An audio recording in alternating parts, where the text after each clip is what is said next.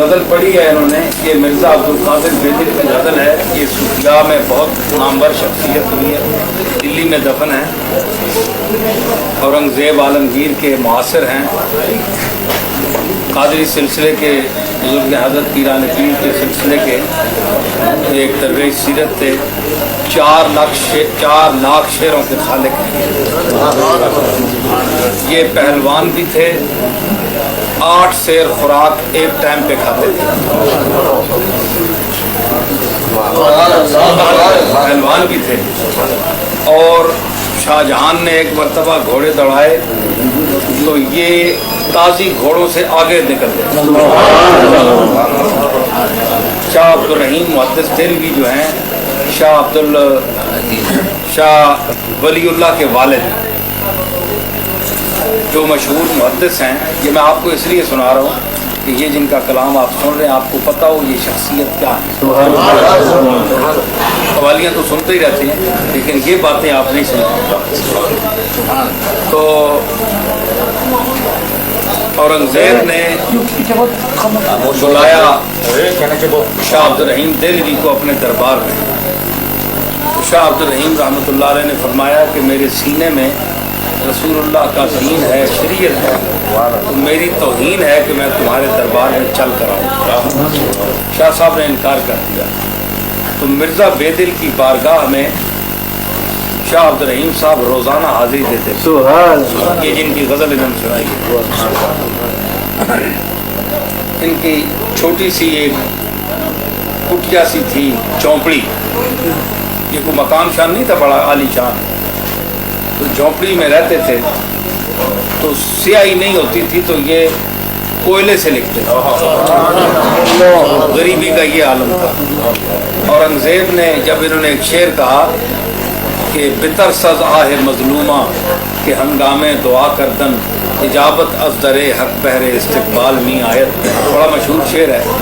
تو بادشاہ نے کہا کہ آپ آئیں، میں آپ کو جواہرات میں تولوں گا، سونے اور چاندی اور جواہرات میں تولوں گا. تو مرزا بیدل نے یہ شعر لکھ کر بھیجا کہ دنیا اگر دہند نہ جنبم زجائے پیش من بستہ ہم ہنائے قناعت بخائے پیش. کہ دنیا اگر مجھے دیں تو میں اپنی جگہ سے نہیں ہلوں گا، اس لیے کہ میں نے قناعت کی مہندی اپنے پاؤں سے باندھی. مہندی لگی ہوئی تو انسان چل نہیں سکتا نا. انہوں نے کہا کہ میں نے قناعت کی مہندی لگائی ہوئی ہے، میں تمہارے پاس نہیں چل کر آ سکتا. تو یہ اتنا غیور انسان تھا، اتنا عظیم انسان تھا. تو یہ ان کی مشہور غزل ہے. میرے پاس کلیات ہے، تقریباً 1 لاکھ سے اوپر غزل ہیں، اس میں شعر ہیں. 4-5 دیوان ان کے چھپ چکے ہیں. یہ بہار کے تھے، اڑیسہ کی جگہ ہے وہاں، عظیم آباد پٹنہ جس کو آج کہتے ہیں. یہ وہاں دلی میں عظیم آباد میں بھی رہے، دلی میں فوت ہوئے. ان کی قبر پر ہم حاضر بھی ہوئے تھے.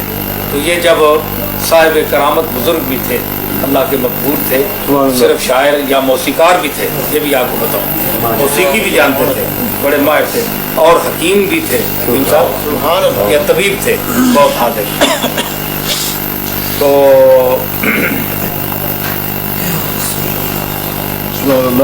یہ ہوتا تھا کہ چلتے چلتے کوئی کام یاد آ گیا. تو ایک صاحب بہت دور چلے گئے، مثلا عبداللہ بھائی بہت دور چلے گئے، بھائی بات کرنی ہے، تو یہ یوں کرتے تھے ہوا میں، یوں کر کے تو ہوا میں اڑ جاتے تھے. تو 8 سیر خوراک کھانے والا آدمی 68 سال کی عمر میں یہ فوت ہوئے. تو یہ ان کے ہاتھ میں جو آخری سال میں جو ڈنڈا تھا وہ 1 من اور 10 سیر تھا. مرزا بیدل کے ہاتھ میں جو وہ چھڑی اٹھا کر چلتے تھے، 1 من 10 سیر کا وہ سوٹا ہوتا تھا جو بابا جی اٹھا کے چلتے تھے. 8 سیر خوراک ایک ٹائم کی تھی، اور گھوڑوں سے آگے بھاگ جاتے تھے. ایک دفعہ بادشاہ شکار پر گیا، سناؤں یہ آپ بتا رہے ہیں، یہ بھی ایک قوالی ہے، بادشاہ شہر پر گیا تو معظم جاہ جو ہے شہزادے نے جنگل میں نکلا تو شیر، کھلا شیر آ گیا سامنے. سارے بھاگ گئے، کوئی گھوڑے پہ بھاگ گیا، کوئی کدھر جا گیا، کوئی درختوں پہ چڑھ گئے. اب جنگلی شیر تھا، کیا کرے؟ مرزا عبدالقادر بیدل نے کیا کہ اللہ کا شیر पास कुछ भी नहीं था, चादर सर से खोल के तो आधे एक हाथ पे इस तरह उसने कर ली और इस तरह करके ना हाथ महफूज करके शेर ने जो मुँह खोला उसके मुंह में हाथ दोनों ले गया और अंदर से उसको चीर दी, चमड़े चीर दी। ये वो आदमी है मिर्ज़ा बेदिल गालिब। ये तो उसकी ताकत और रूहानियत का मैंने सुनाया कि ये हवा पर उड़ता था तो महल्लात की जो शहजादियाँ औरंगज़ेब की बेटियाँ खड़ी होती थी तो वो पर्दा कर रही थी, ये इंसान उड़ रहा है, ये कौन है। तो जाते जाते दिल्ली की गलियों में गुजरता फिर आदमी को पकड़ लिया, अब्दुल्ला मियाँ कहाँ जा रहे यार, मुझे बात एक याद नहीं, तुम जल्दी से निकल आए। ये सर के आदत आदमी था, बहुत अजीब आदमी। ये तो इनके कमाल और ये फ़नून की बात हुई। और दूसरी बात यह है कि गालिब कितना बड़ा शायर है। गालिब सारी उम्र इसकी कब्र ढूंढता है बेदिल। तो गालिब ने जितना कलाम कहा है मिर्ज़ा बेदिल के इत्तिबा में कहा है, समझ आई ना। उसको अपने आप को उसका अदना शागिर्द मानता है, अदना शागिर्द। घर मिले हज़रत बेदिल का ख़ते लौहे मज़ार, असद आईना परवाज़ मानी मांगे, ये गालिब का है। मुझे तर्ज़े बहारी जाती है बेदिल पसंद आया, समझ आई ना। तो अल्लामा इकबाल से किसी ने कहा कि उनके बात में छपी हुई है बात, अल्लामा से कहा किसी ने कि सरकार हम आपके साथ शाम मनाना चाहते हैं। उन्होंने कहा मेरी इतनी हैसियत नहीं है, आप मिर्ज़ा बेदिल की शान मनाएं जो शाम के काबिल है, ठीक है। तो ये उनका मतला था, अगर बगुलशन ज़नाज़ गर्दद कदे बलंदे तो जलवा फरमा, अगर बाग में नाज और खिराम के हवाले से मटक कर चलने के मूड में अगर तेरा ये कामत जो है खूबसूरत जिस्म जो है ये बाग में सैर करने का इरादा करे, सिर्फ इरादा करे कि मैं जाऊंगा, तो क्या हो ज़िपै करे सर्व मौज खिजलत शबद नुमाया जो मैं ज़मीना। सर्व जो खड़ा है ना बाग में वो लंबे कद वाला सरु, ये सरवू नहीं है, ज़िपै करे सर्व, ये सर्वू गलत है, अब सर्व पढ़ गए। ज़िपै करे सर्व मौज खिजलत, तो सर्व के पैकर से शर्मिंदगी की मौज इस तरह निकल पड़े जिस तरह सुराही से शराब टपके। अब देखें सुराही की जो गर्दन है उसकी तशबीह सर्व के साथ, सर्व की भी इसी तरह गर्दन होती है और सुराही की भी, उससे शर्मिंदगी इस तरह टपके कि मेरा कद क्या है, अब तो कद वाला आ गया, वो आ रहा है, तो जिसकी शान है वो आ रहा है जी। देखिए इसी चीज़ को एक शायर कहता है, चिश्ती साहब, सुभान रब्बियल आला, सजदे में हम कहते हैं किसकी अजमत का इजहार है। सजदा जो है इंतहाई ज़िल्लत है, वो ज़िल्लत की इंतहा है, ज़मीन पर माथा रखना इंतहाई ज़िल्लत है। लेकिन अल्लाह की बारगाह में जब हम माथा रखते हैं ज़मीन पे तो उतनी हमें मेराज नसीब होती है। इंसान के सामने ये माथा रखना इंतहाई ज़िल्लत है, ठीक है ना। तो उसने कहा, देखिए शायर बात करता है करीने से, शायरी में आप बैठे हैं, ये हमारे मुंशी फजल साहब भी बड़ा अच्छा ज़ौक़ रखते हैं शेर व अदब का, तो इनको भी, और चिश्ती साहब हमारे, और आपने एक महफिल अब्दुल्ला मियाँ ने हमें दावत दी और हम पहली दफ़ा किसी महफिल में आए हैं, तो ये मैं आपको भी सुना रहा हूँ कि ये चीज़ें ना कोई अब सुनाने वाला है, सुनने वाला है, ठीक है ना। जब उठ गए बाजार से गाहक तो हम आए, बाजार से गाहक तो हम आए। अब हमारा गुरूद बहुत देर से हुआ, हमारे दौर के लोग चले गए, जो चीज़ें हम जानते हैं पढ़े हैं।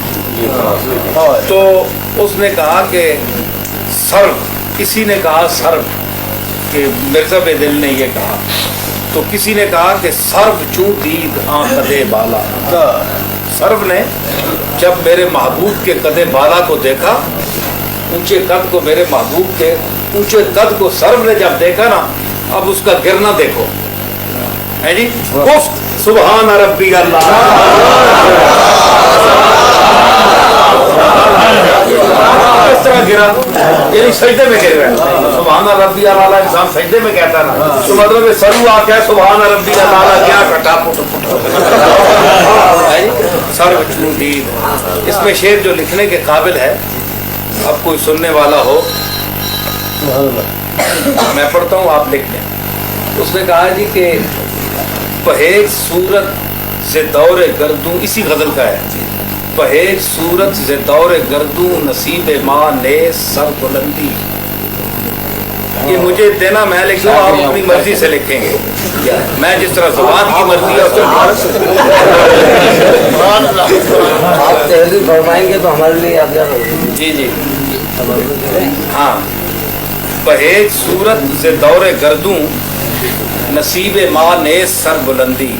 یہ جو گردوں کا آسمان کا جو چکر ہے نا, جب تک یہ چل رہا ہے تو ہماری قسمت جب تک ہم نے جینا ہے, ہم سمجھتے ہیں کہ ہماری قسمت میں بلندی نہیں لکھی ہے.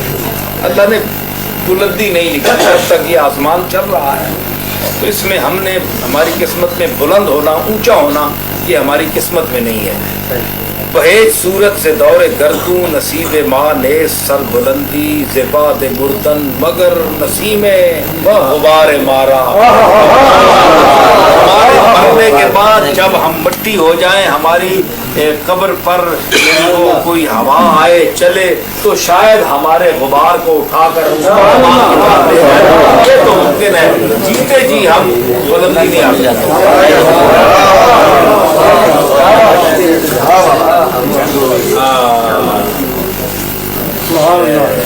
نخاند. یہ اور شعر بھی ہے, اصل تو نے شعر پڑھے ہی نہیں. نخاند طفل جنوں مزاجم خطے ز پست و بلند ہستی. میرا جنوں مزاج, جنوں پاگلوں کا مزاج رکھنے والا جو ہے نا دل ہے جی. نخام طفل جنوں مزاجم, میرا جنوں مزاج جو بچہ ہے نا, میرا اندر جو بچہ گھسا ہوا ہے, یہ جنوں مزاج ہے, بچپنے کی ضدیں ہیں اس میں. نخاند طفل جنوں مزاجم خطے ز پست و بلند ہستی. ہستی کی بلند و پست نشیب و فراز کا کوئی خط اس نے نہیں پڑھا ہے. یہ بچہ ہے بڑا بیوقوف. کس طرح شبم فلاتون ملک دانش اگر شناسم سرز کفے پا. میں دانش اور دانائی کے ملک کا افلاطون کہلاؤں اگر مجھے سر اور پیر کا پتہ چل جائے کہ سر کیا ہے اور پیر